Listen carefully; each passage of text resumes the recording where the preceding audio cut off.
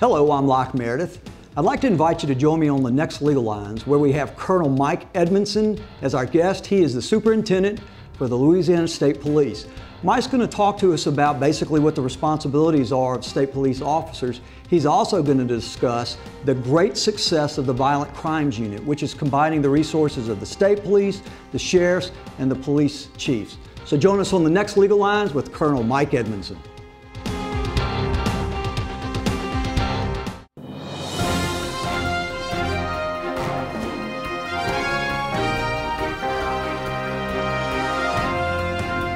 Hello, I'm Locke Meredith, and I'd like to thank you on behalf of myself, Sean Fagan, and Corey Ogeron, and our entire staff for letting us come into your homes for the last 10 years via Legal Lines. We hope that you've come to a greater understanding of how the law works and how the government works for you. So from all of us, thank you.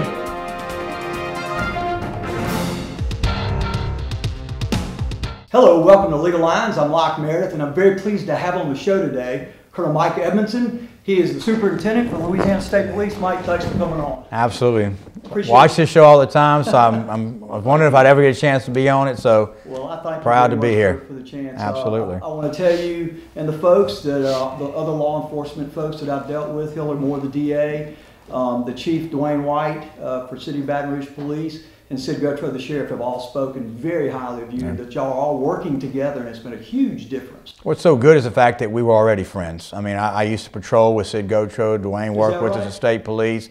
I mean, Hiller Moore, his whole family is real good friends with my family. And I think that's what makes us so successful, is that we don't have to spend time getting to know each other. And our philosophy is the same. Let's just get the job done. It's funny when you take egos and you set it aside and you don't worry who gets the credit. The public wins, because that's our greatest assets. The public, the citizens of the state, they simply want two things. When they're going to bed at night, they ought to feel safe. When they turn that light off, they ought to feel safe. When they get in their car and they travel around the state of Louisiana, they ought to feel safe. They ought to know that we're all communicating and working together.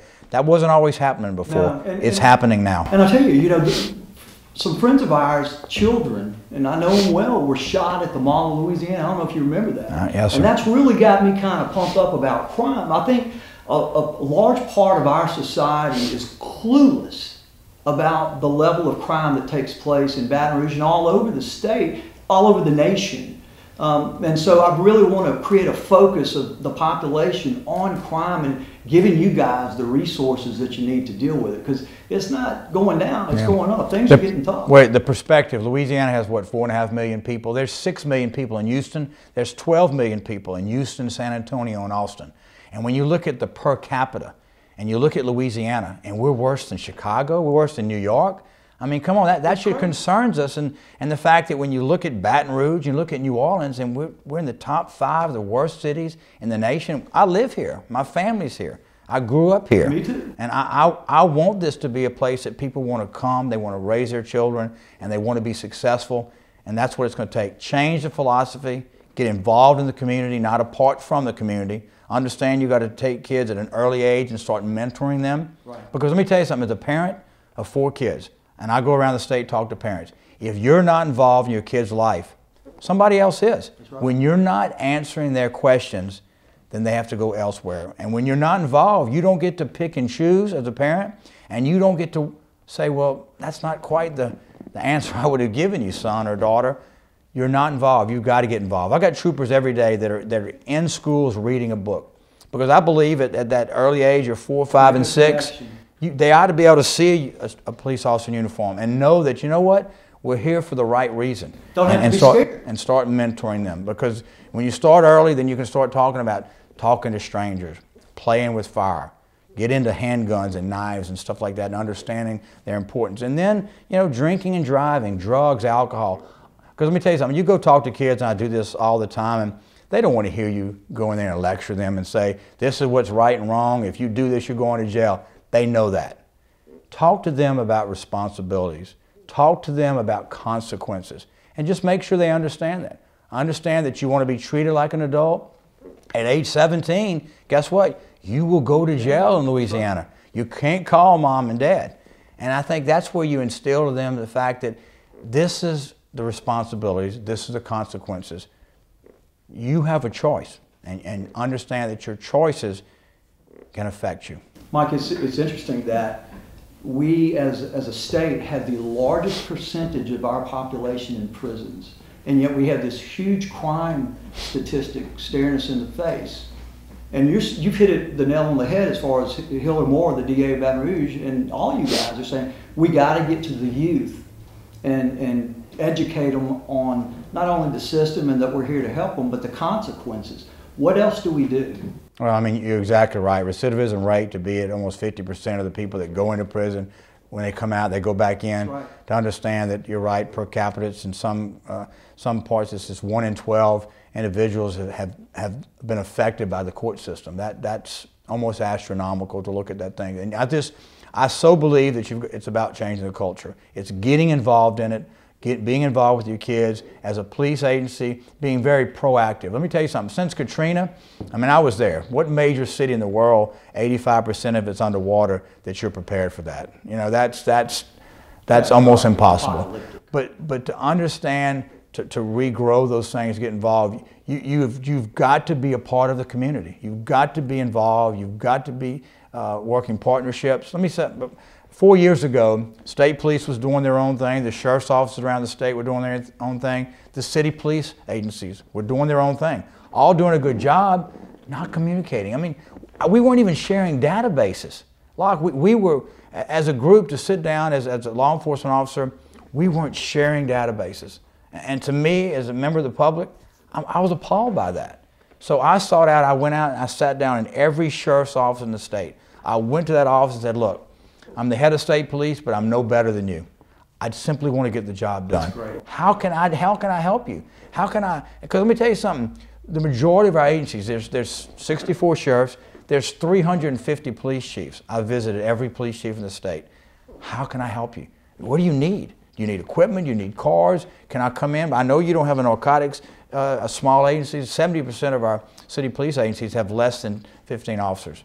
So they don't have an intelligence center or narcotics detectives. Let me do that for you. Let me work together to help you with it. Let's share our databases. We sat down in a meeting in the Attorney General's office, the head of the Sheriff's Association, sheriffs and chiefs, and said, you know, as a child sex offender database, you used to have to go to 4 different databases to find out where all the child predators lived in your area. We fixed that in a 10-minute meeting that they weren't able to do before us over the past 5 years. We simply said, you know what, we're going to make it happen. It's fantastic what you're doing, because Chief White basically said, Locke, I don't have enough manpower for them to go out into the communities and develop relationships, because we're getting call after call. They're putting out fires all day long and they don't have the ability to do it. And you guys, by coming into all these sheriffs and police chiefs, are enabling them, giving them an opportunity and the capacity to do something they couldn't do otherwise. It's called partnerships. Look, I had a meeting 4 years ago by a gentleman that's running the state right now, Bobby Jindal. Had not met him before. I just wanted to be head of state police. Chose you as the superintendent. I sat down with him. We had a great meeting, and he just simply said, Mike, I want you to re-engage the community in Louisiana. I want you to go out there, visit the sheriffs, visit the chiefs, find out how you can work together. He said, I believe in partnerships. And what he has done, that I'm telling you, I'm the 25th superintendent in the history of state police. There's only been 25 of us. I've talked to the majority of them that are still around, and they've never had a governor support them like this one. As far as, he said, Mike, do the job. Here's the responsibility. He didn't tell me who to put in positions. He didn't tell me what to do, but he has supported my actions. Now, let me tell you something. I know that if I don't do what I'm supposed to, I won't be there. That's evident, and I'm driven by that. But he supports me. He tells me, look, what do you need to do to get the job done? And he's allowed me to do that. That is huge, to have a boss that believes so much that the public has a right to know what's going on. Handle it, Mike. And all of the sheriffs and the chiefs, I presume, have been very receptive to what you're doing, because you are enabling them to do things they couldn't do before. Friendships and partnerships. On the next segment, this is Locke Meredith with Legal Lines. Colonel Mike Edmonson for the State Police. We'll be right back.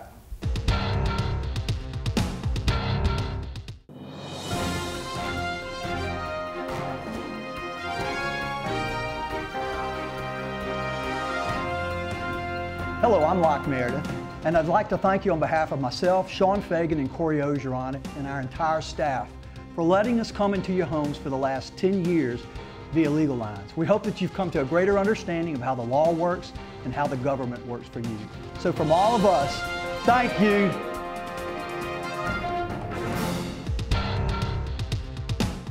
Welcome back to Legal Lines. I'm Locke Meredith, and again, we're very pleased to have on the show today Colonel Mike Edmonson. He's the superintendent for Louisiana State Police. Mike, again, thanks for coming on. Absolutely. Let's kind of shift gears a little bit and just tell the folks a little bit about yourself. A little personal history, employment data. I grew up in Alexandria. Went to a little Catholic high school there called Menard High School. I always wanted to be a baseball player. I loved baseball. That was my dream. I was pretty good at it, and really had a chance to go and play in college. Really? And my family moved here in 1976, and had gone to different universities around the state looking at their baseball program, and actually came out here at LSU and went to Coach Jimbo Smith. He was actually the equipment manager on the football team, but yet he was the baseball head coach. So you see where the priority was. That's a long time ago. Come a long way since the old then. Days. And I remember one of the practice early on, we were doing tryouts, and he got called to the stadium and had to run back to the stadium for a question or something like that in the middle of practice. And you know that doesn't happen now. But tore my knee up playing a basketball game, and actually was trying out for the team and went and played basketball that afternoon. It was funny. I was playing at a Methodist church downtown. I said, I'm a Catholic playing on a Baptist team in a Methodist church. It was downhill from there. So I spent the next 7 days in the hospital with tore my whole knee up. And had to start ended over. my baseball career, but came back 100%, and I went to LSU, graduated in Bachelor of Criminal Justice and Adolescent Psychology at LSU, and I've read also been educated by the FBI program. I went through the FBI National Academy and the Executive Institute, which was a phenomenal 3 weeks you spent at different places. Spent a week in Australia learning with the FBI there. What a great place to have to go. Week up in Washington and Quantico at FBI headquarters, and then at Gettysburg. We actually rode the path of General Robert E. Lee into Gettysburg. And we would stop, and we're listening to war college experts tell us about how that battle worked and what the thoughts were and the generals and the strategy, and how you can relay that to the job you're doing now. Spent a whole day at the Holocaust Museum on the back end with Holocaust survivors, and to listen to the way Hitler had actually befriended the people with the police. He put a soldier with the police because the public trusted the police. Had the relationship. That's so, right. That was an incredible experience. I learned a lot from that, and started my 33rd year with State Police. Came up through the ranks, and started as a trooper. What, 1981? January of 1981. My dad dropped me off at the training academy, and they started screaming at us. I looked back at my dad; he was gone. He said, "You're on your own." I talk about this uniform. I think the most precious thing that's on this uniform is this badge. The integrity that comes with this badge, the ability to the public, they trust you. You wear a badge, you wear a gun, you can make it. Gives you power too. It's a lot of power. Discretion, a lot of it, and I don't lose sight of that. I'm so focused on my dad that pinned this on, my wife and my dad and the governor that pinned the superintendent's badge on, and I hold that in just such esteem that I don't want to disappoint people. I don't want to let people down. I'm far from perfect. I make mistakes every day. My wife has 2 kids, I have 2 kids, so we blend them together. Senior at Catholic High, senior at St. Michael's.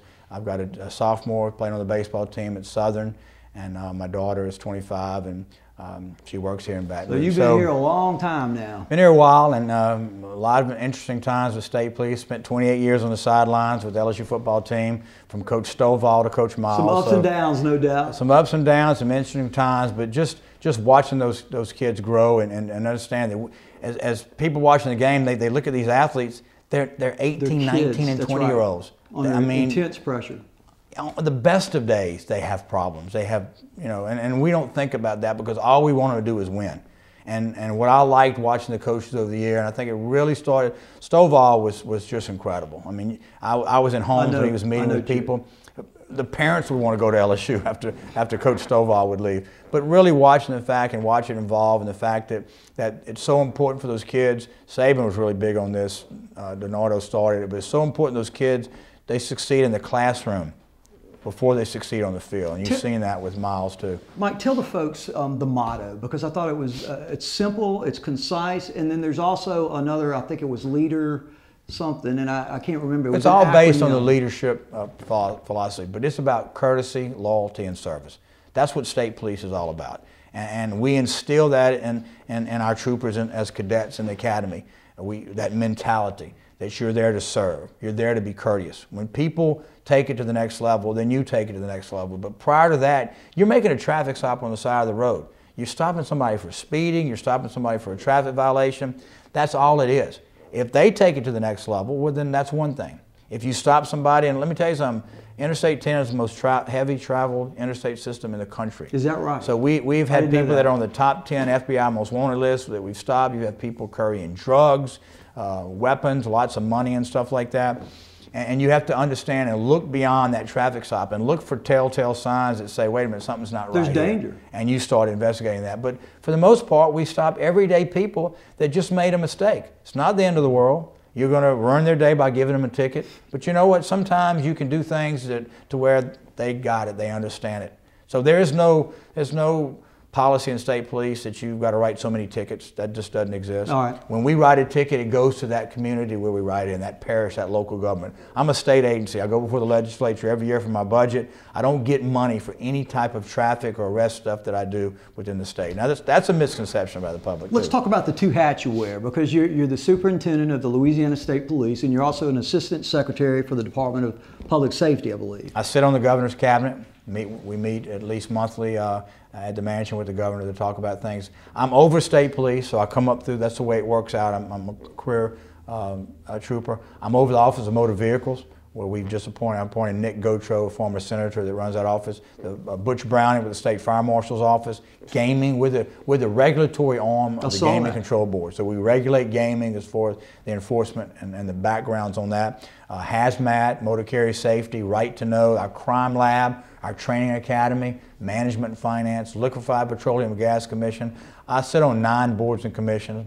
I have about 3,000 employees within the Department of Public Safety. And a budget I read of 500 million? Well, it's come down. We're probably just under 400 million, but we bring in over $2 billion to the state in revenues when you look at motor vehicle and stuff like that. So a lot of responsibility. I don't take it lightly, and I have some really, really good people, and that's why we're so successful. Let's talk about in greater detail what you have accomplished with the sheriffs and the chiefs.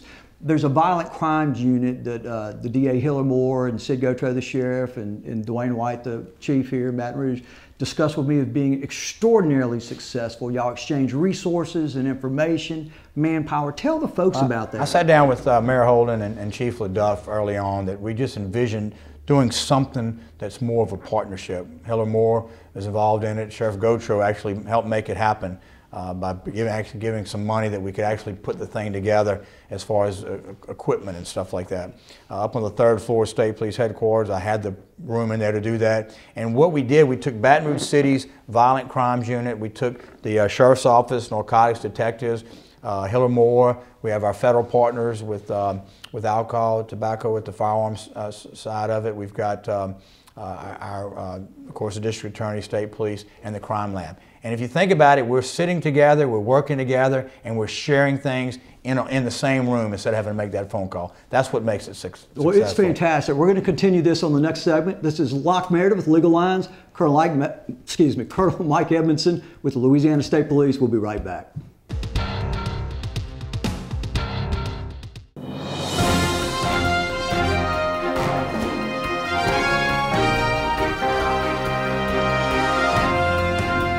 Hello, I'm Locke Meredith, and I'd like to thank you on behalf of myself, Sean Fagan, and Corey Ogeron, and our entire staff for letting us come into your homes for the last 10 years via Legal Lines. We hope that you've come to a greater understanding of how the law works and how the government works for you.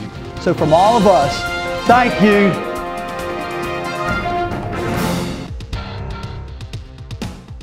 Welcome back to Legal Lines. I'm Locke Meredith. Again, very pleased to have on the show today Colonel Mike Edmonson. He is the superintendent for the Louisiana State Police. Mike, we were talking about the extraordinary success of the Violent Crimes Unit and how basically you've pulled with the sheriffs and the Baton Rouge Police all over the state the resources and intel.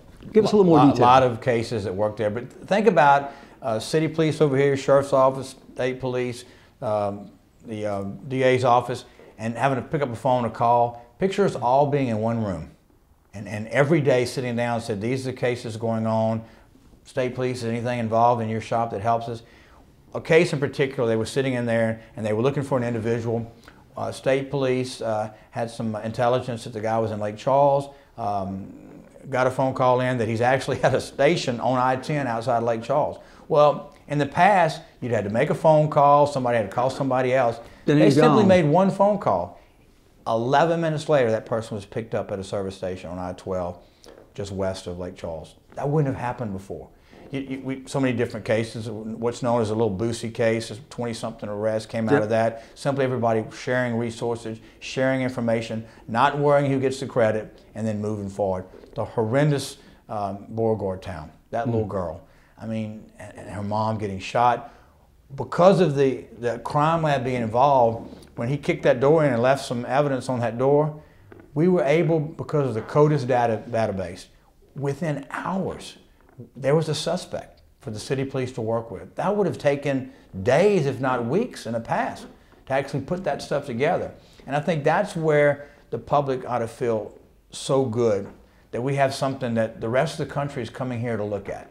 It's best practices, it's a way to do things, and it's just simply sharing those resources and putting everything else aside and making the success and the safety of the public is our number one priority. It's efficient and effective, and given the state of affairs we find our economies in, it's absolutely necessary we do it that way. Let's shift gears a little bit. It's remarkable. I'm reading about Iran shaking their saber over there, threatening the United States, saying we'll support anybody who attacks Israel or the United States. Baton Rouge is a pretty high target for folks of terrorism. Explain why. Well, I mean, you have so many different things here. Look at what happens every Saturday in the fall. I mean, you can have a couple 100,000 people, 250,000 people in Baton Rouge at Tiger Stadium for a big football game. That's right. Not just in the stadium, but outside of it. You've got your major refineries here. It's over 25%, as much as 40% of all your hazardous material in the country either passes through, originates from, or is destined to the chemical corridor. Lafayette, Baton Rouge, and New Orleans. That whole chemical corridor that exists there. You've got major ports, you've got the loop off our coast. And you saw what happened with Katrina, you saw what happened with the BP oil spill. Yep. When that shut down, how does that affect the rest of the country? I mean, the whole nation. I mean, we shut down fishing in the Gulf, restaurants closed in New York City. I mean, that's amazing that what's coming out of the Gulf and feeding the rest of the world. So a lot of effect here, a lot of things that happen here in Louisiana that we've got to be aware of, and that's why it's so important from a state police standpoint and our counterparts as we work together. A plane was stolen out of Canada. This was a couple of years ago and was actually heading towards Louisiana. I didn't know the information involved, but because we were able to sit down and talk directly to the Royal Canadian Mounted Police, we knew that it was a student. We knew how much fuel was in there, where he could fly. We knew there was bad weather over St. Louis. He wasn't going to be able to fly through there. So they didn't just have to shoot it down. They actually talked to him, and he landed in the field, and an arrest was made. But to have been a part of listening on the phone, briefing the governor, I mean, we've advanced so far. I know people see all these shows on TV, and those things are great, and they're happening. It's not quite swamp people and such. But we're doing it. A little state with 4.5 million people, we're making huge inroads, and you know what? The rest of the nation, the rest of the world is taking notice. But you're right. Things happen around the world in Saudi Arabia, happen over in Africa, happen over in Russia. Mexico, where we're very close to. It's a direct link to Louisiana. That's right. You look at the major drugs that are coming into New Orleans and coming to Louisiana, destined for the East Coast. They pass through Louisiana. They're coming out of Mexico. Our meth lab problem we have in Louisiana, the drugs issues that we have here, they're coming from a location. The doctor shopping, the illegal drugs, all those types of things that are coming in, they're happening in other states. They're coming here to Louisiana. It's a direct correlation, and we're heavily involved in all of that. Mike, you said earlier that the community is so vital to the law enforcement society. And bottom line is, and I've discussed this with other law enforcement personnel, they're the eyes and ears a lot of times for you guys. Explain to the folks when they see something that's suspicious, or they had witnessed a crime, or they're a victim of a crime, what do they do? See something, say something. Whether you call 911, whether you call a local number, you can go to lsp.org, there's a 1-800 number. Y'all have a wonderful website. You can send website. it to it. You go to that website, you give us information, we follow up on it real time. We get those things, we work on it. But it's so important for the public to feel comfortable. When someone trusts you they'll listen to you.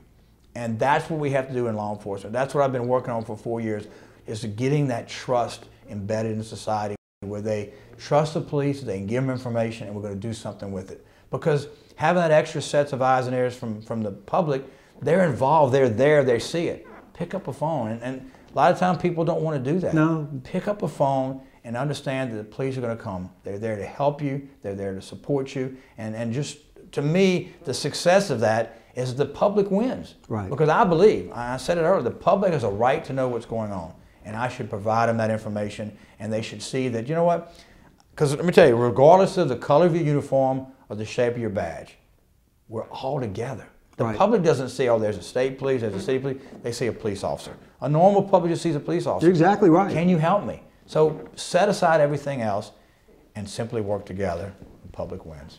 Let's talk about sex trafficking, minors being victims of crimes of this sort. Explain to the folks what has been set up in terms of the Louisiana State Police and the laws that exist. Well, what we've been working with is really on these computers, because with the advent of Facebook and everything else that's going on, Twitter, all those things, kids are talking on computers, they're letting people into their lives that they don't know who it is. That's right. And I think it's so important from a perspective as a parent.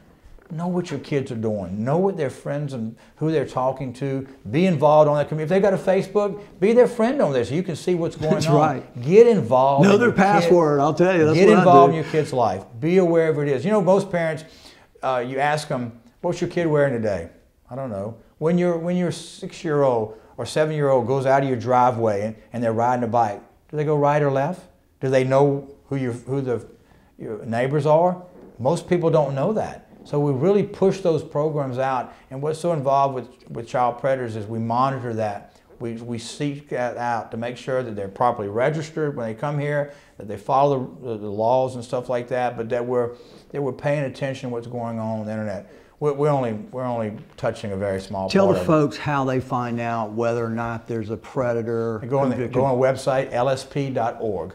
And go to any sheriff's office, any of those, and go to it, and you go to your location, put it in there. It's offender watch, child predators. You go to it, and it'll tell you who's living in your area. And it's one database, right? Yeah, it's one database now. It's all tied into, in the state, the national database. It's all tied in together. As a parent, you go to it, and you can see. And then you can share that information with your kids. It gives you a way to talk to them. Communicate with your kids. And the victims have rights now in this scenario. They're allowed to know when those folks get out of jail and when somebody maybe come after them if they're at risk. You can be notified. They'll send you an email. You'll have all that information. Mike, thank you so much for being on the show. We really appreciate it. This is Locke Meredith with Legal Lines. Colonel Mike Edmonson, Superintendent of the Louisiana State Police. Thank you for being with us.